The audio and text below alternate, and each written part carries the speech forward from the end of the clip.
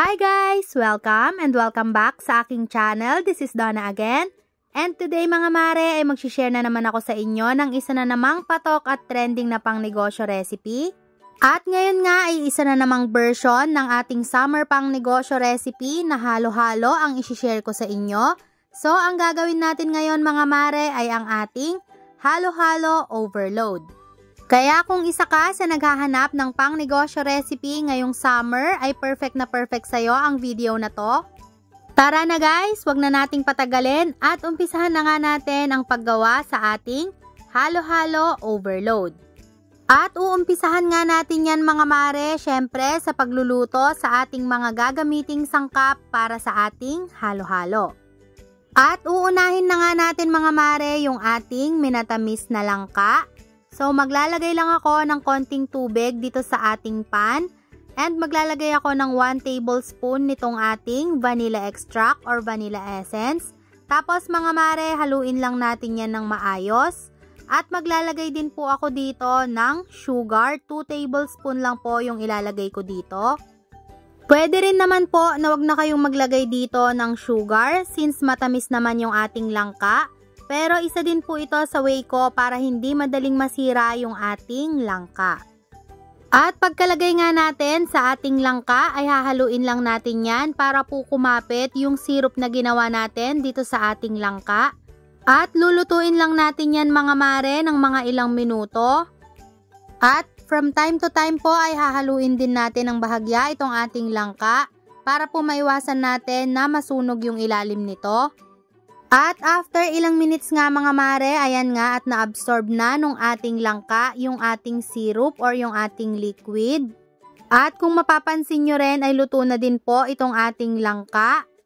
Ganito lang po yung gusto nating ma-achieve sa ating langka, yung hindi po siya masyadong durog and hindi naman siya matigas. So ganito lang siya mga mare, parang lalantahin lang natin ng kaunti yung ating langka.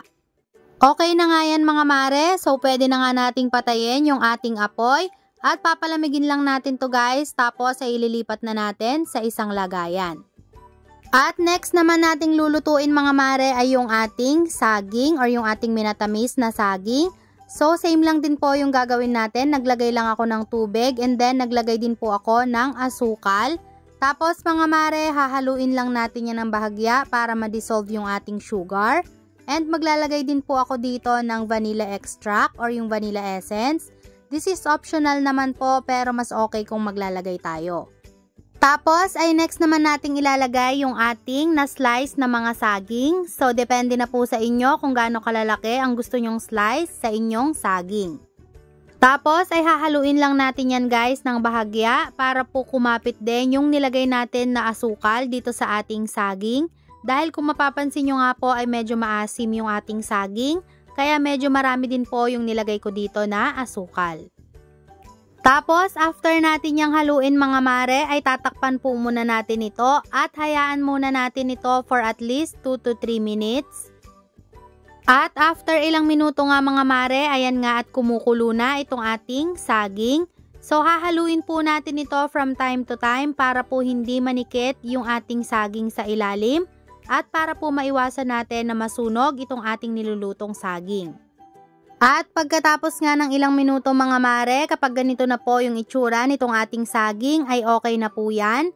Yung hindi masyadong durog pero hindi din naman matigas. So ganito lang po yung gusto nating ma-achieve sa ating saging. Yung makikita nyo po na talagang buo-buo pa rin yung ating saging. So iset aside po muna natin yan at palamigin. Tapos, ang next naman nating lulutuin guys ay yung ating kamote. So, ang gamit ko po dito ay yung dilaw na kamote. At naglagay lang din po ako dito ng katamtamang dami lang ng tubig and 1 tablespoon ng vanilla extract at ng asukal. So, pwede naman po na hindi na rin tayo maglagay dito ng asukal dahil matamis din yung ating kamote. Pero naglalagay po ako dito dahil isa nga po ito sa way ko para hindi madaling masira itong ating kamote. At after nga ng ilang minuto mga mare ay i-check naman natin itong ating nilulutong kamote. So tignan natin kung malambot na nga ito. At kapag nga po malambot na itong ating kamote ay pwede na natin yang hanguin. Okay lang mga mare kung medyo may liquid pa nga itong ating kamote, dahil pag nilagay po natin yan sa lagayan ay maa-absorb pa rin po nito yung kanyang liquid. So okay na nga yan mga mare, hanguin na nga natin ito at isi-set aside muna natin. At ang next naman po natin gagawin ay yung ating sago. Bale, luto na nga po pala itong aking sago. Ang gagawin ko lang po ay maglalagay ako dito ng food color. So, maglalagay po ako ng red and green food color. Again mga mare, this is optional. Pwede po kayong maglagay at pwede din naman na hindi. At naglagay din po ako ng 1 tablespoon ng vanilla extract. At hahaluin lang po natin yan para po malagyan lahat ng food color itong ating sago. Tapos ay maglalagay din po ako ng 2 tablespoon na sugar dahil imamatamis din po natin itong ating sago. At lulutuin po natin yan for at least 2 to 3 minutes. At pagkatapos naman itong ating green na sago ay gagawin ko naman yung ating red or pink na sago. At naglagay din po ako ng 1 tablespoon lang ng vanilla extract at maglalagay din po ako ng 2 tablespoon ng sugar. Tapos ay hahaluin lang natin yung mabuti hanggang sa ma-dissolve yung nilagay natin na sugar. And maglalagay na din po ako dito ng food color or yung ating red na food color. Again mga mare, this is optional. Pwede po kayong maglagay o hindi. At kung medyo health conscious nga po kayo ay pwede naman po na wag na kayong maglagay ng food color. Skip nyo na lang po itong part na to. Tapos ay lulutuin nga lang natin yan mga mare ng 2 to 3 minutes. Tapos ay isi-set aside na natin at papalamigin. At ang next naman natin gagawin mga mare ay yung ating leche flan. So gagamit nga po ako dito ng 12 na piraso ng ating itlog. At ihihiwalay lang po natin yung egg white at yung egg yolk. At ang gagamitin lang po natin dito ay yung ating egg yolk para po talagang smooth and creamy yung ating leche flan.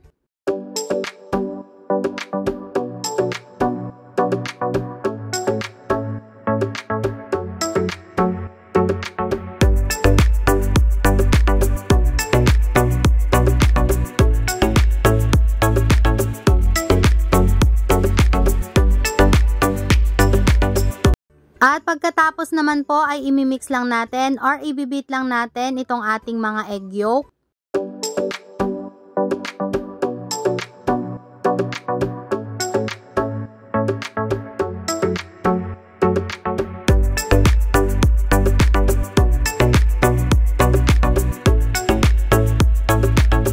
At kapag na-mix na nga natin ito ng maayos, ay ilalagay na po natin dito yung ating 1 can ng condensed milk. At maglalagay din po tayo dito ng 1 can din ng evaporated milk. Tapos ay imimix ulit natin tong mabuti hanggang sa mag-combine po yung tatlong ingredients na nilagay natin dito.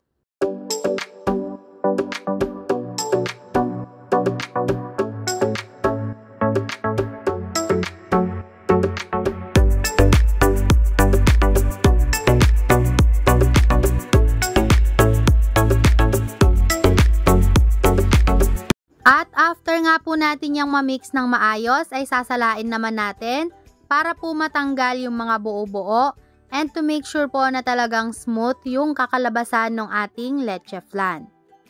At after naman natin yung salain guys ay iset aside naman natin yan at i-rest muna natin ng mga ilang minuto. At habang nakarest nga po itong ating egg and milk mixture ay gagawin naman natin yung ating caramel syrup. So, naglagay lang po ako ng tubig and ng asukal dito sa ating pan. And maglalagay din po ako ng 1 tablespoon ng vanilla extract. Tapos, ay i-mix lang natin yung mabuti hanggang sa medyo ma-dissolve na po itong ating sugar. Tapos, ay lulutuin lang natin yan guys hanggang sa mag-caramelize yung ating sugar.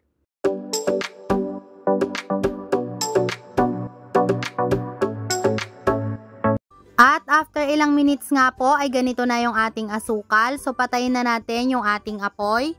At ilalagay na natin yan agad sa ating mga lyanera.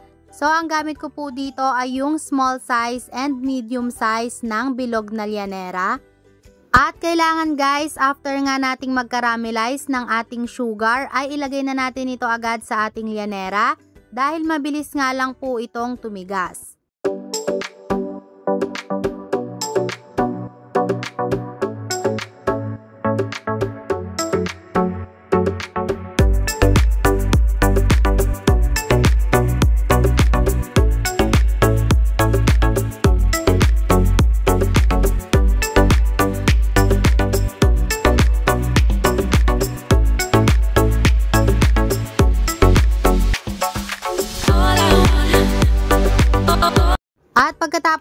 po nating maglagay ng ating mga caramel syrup ay maglalagay na tayo ng ating milk mixture or yung ating leche flan mixture. Ang gamit ko po dito ay 1/4 cup. Para po sa maliliit na llanera ay 1/4 cup lang talaga yung nilalagay ko. Pero dito po sa medium size ng llanera ay nagdadagdag pa po ako ng konti. Pero depende na po sa inyo kung gaano kakapal yung gusto nyo sa inyong leche flan. At depende din po yan syempre sa ipipresyo nyo sa inyong halo-halo.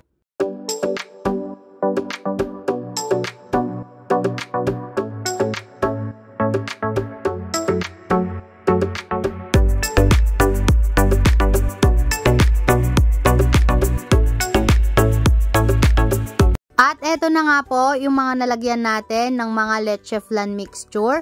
So, ang next naman natin gagawin mga mare ay lalagyan natin ito ng aluminum foil para po hindi ito matuluan kapag nag-i-steam na tayo.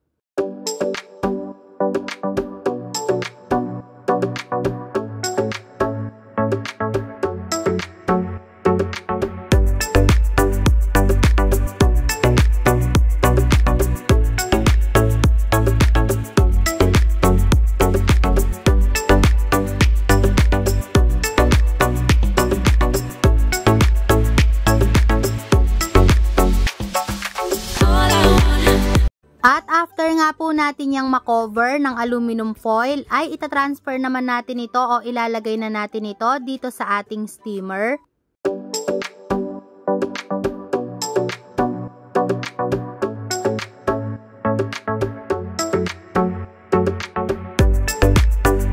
At nagpainit na din po ako dito ng tubig. Dapat po ay konting tubig lang yung ilalagay natin.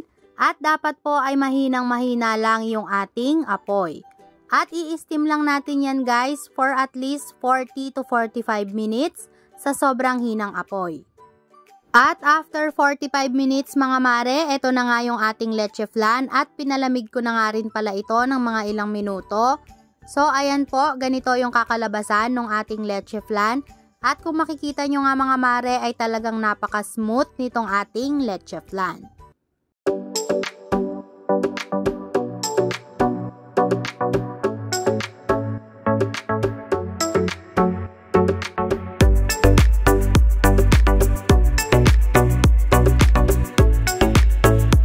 Tapos, ay gagamit lang po ako dito ng stick o ng toothpick para po madali nating matanggal yung ating leche flan dito sa ating llanera.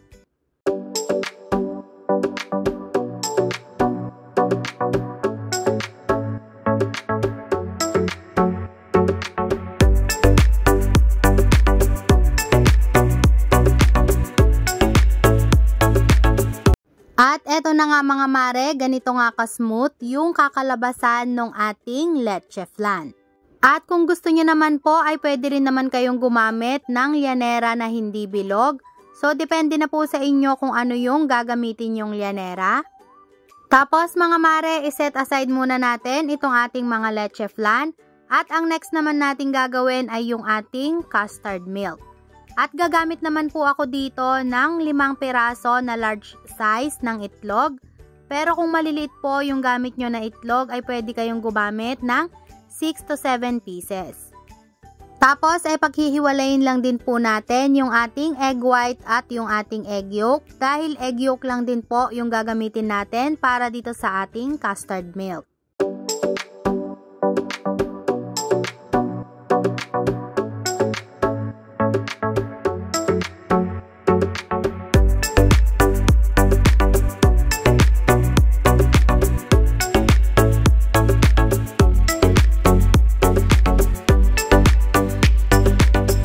At after po nating mahiwalay yung ating egg yolk at egg white, ay hahaluin lang po natin or imimix lang nating mabuti itong ating egg yolk.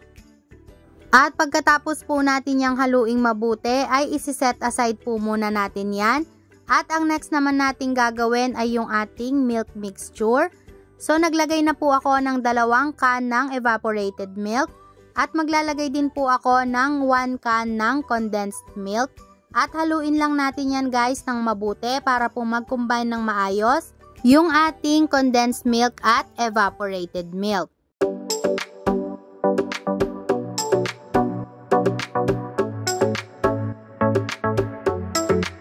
Tapos ay isasalang na po natin sa ating kalan itong ating milk mixture at lulutuin po natin yan sa low to medium heat lang. At dapat po ay continuous lang natin itong hahaluin habang niluluto natin ito para po maiwasan natin na masunog itong ating custard milk.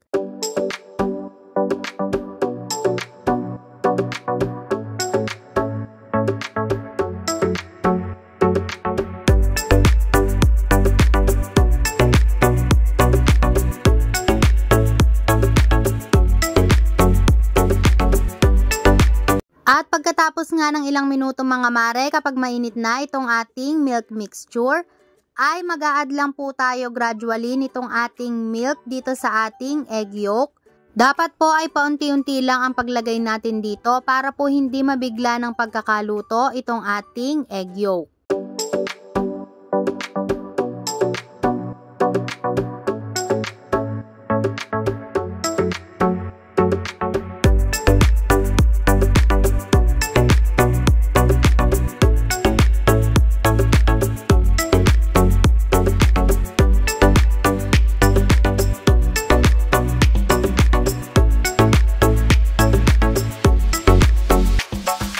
Tapos ay ilalagay na rin po natin itong ating egg yolk na may milk dito sa ating milk mixture.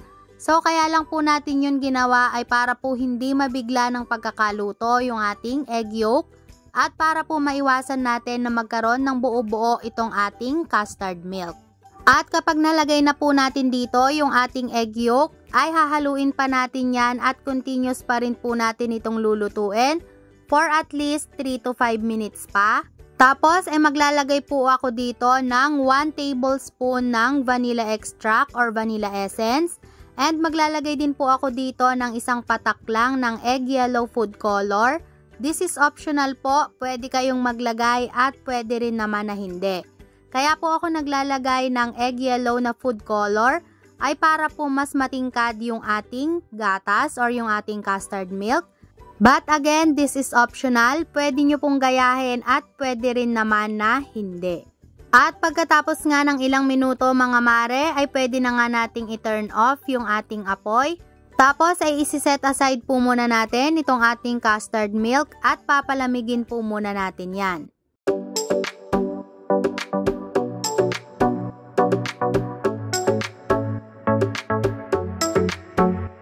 At next naman nating lulutuin mga mare ay yung ating ube or yung ating kamoting ube.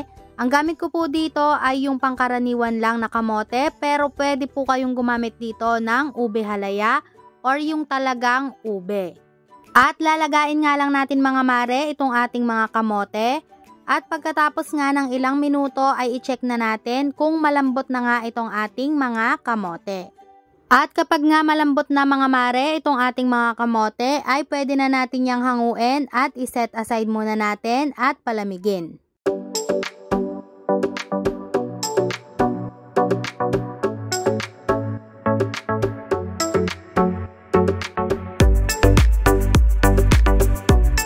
At nung lumamig na nga mga mare ay binalatan ko na rin itong ating mga kamote. Tapos ang next naman nating gagawin ay gagadgarin natin ng pino itong ating mga kamote.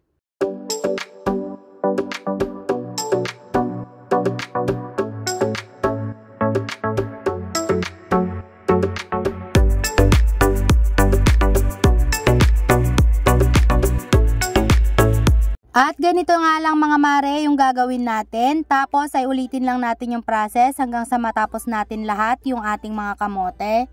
At after naman nating gadgarin yung ating mga kamote ay ilipat lang po natin ito sa isang kaserola.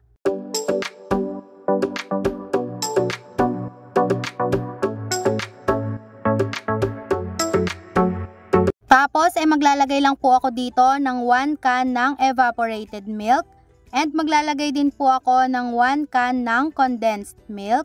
Tapos ay hahaluin lang po natin itong mabuti bago natin isalang sa ating kalan.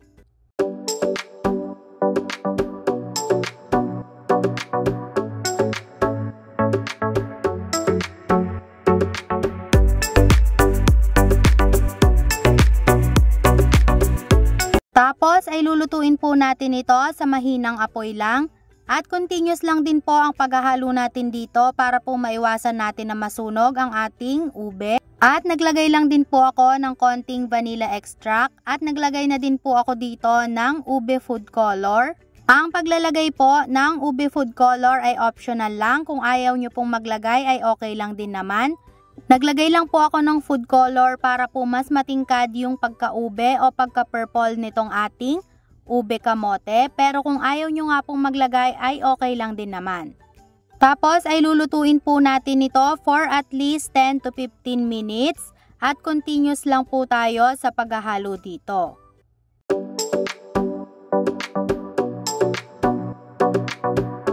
At pagkatapos nga ng ilang minuto mga mare ay maglalagay lang ako dito ng margarine. Pwede rin po kayong maglagay ng butter kung gusto nyo. Pero dahil wala po akong butter ay margarine na lang yung nilagay ko. At naglagay po ako ng 2 tablespoon ng margarine. Tapos ay continuous pa po natin itong lulutuin for at least 5 to 10 minutes pa.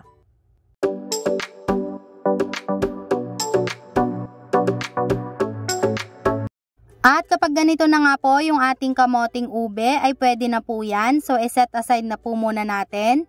At after nga nating magawa lahat ng mga ingredients ay eto na nga po ang ating kamoting ube. And gagamit din po ako dito ng pinipig. At eto naman po yung ating minatamis na saging na niluto kanina. And then next naman po ay yung ating sago. Ito po yung ating green na sago. Again, pwede po kayong gumamit ng sago na white lang. Ito naman po yung ating langka. And meron din po ako ditong corn. At ito naman po yung ating minatamis na kamote. And next naman mga mare ay yung ating pink na sago. Again, pwede po kayong gumamit ng white lang na sago. At ito naman po yung ating custard milk na napalamig ko na po. At maglalagay din po ako ng cornflakes at yung ating extra na pinipig. And syempre yung ating leche flan. At ang next naman po ay mag-a-assemble na tayo. So maglalagay lang po ako ng ube muna dito sa ating mga cups. Depende na po sa inyo kung gaano karami ang inyong ilalagay.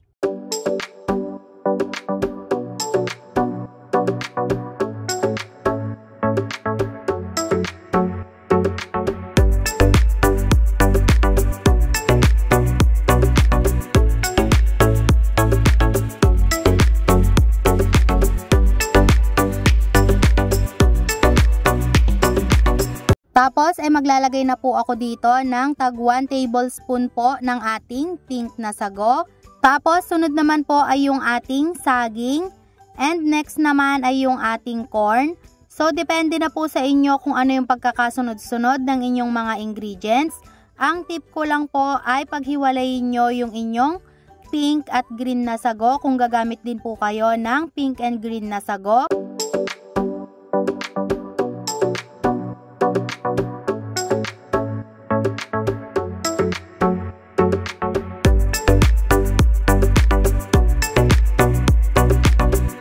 At eto na nga po yung ating mga cup na nalagyan na natin ng ating mga ricados. Sa sangkap pa nga lang ay talagang halos mapupuno na nga itong ating cup. Next naman ay maglalagay lang po ako ng 1/2 tablespoon ng ating asukal. Tapos ang next na po ay maglalagay na tayo ng ating crushed ice.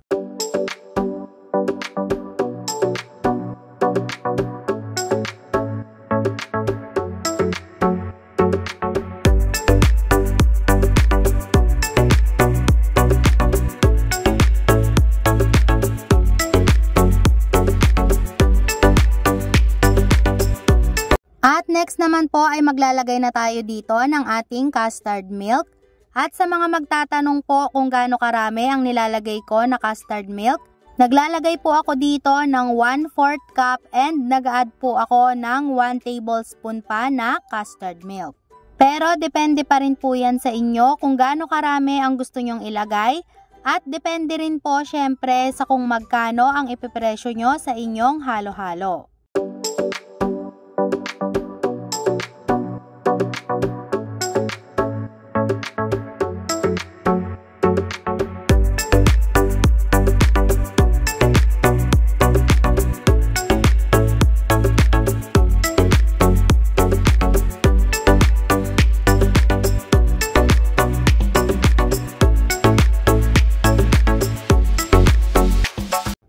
next naman po para sa ating toppings, maglalagay lang po ulit ako ng ube dito sa ibabaw.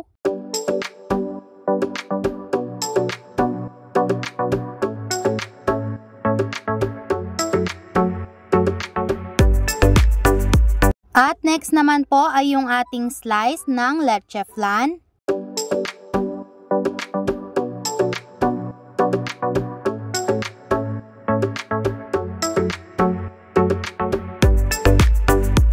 At maglalagay din po ako ng minatamis na langka dito sa ibabaw.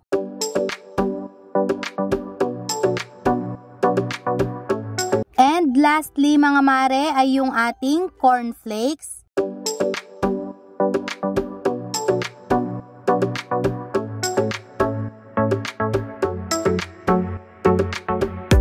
At eto na nga po ang ating napakasarap at talaga namang napaka-creamy na halo-halo overload. So kung naghahanap ka nga ng pang negosyo recipe ngayong summer, ay itry mo na nga itong ganitong negosyo at sigurado kung magva-viral nga din ang iyong negosyo. So hanggang dito na lang mga mare, sana po nagustuhan nyo ang ating pang negosyo recipe for today. At thank you guys again for watching and see you again on my next video. God bless!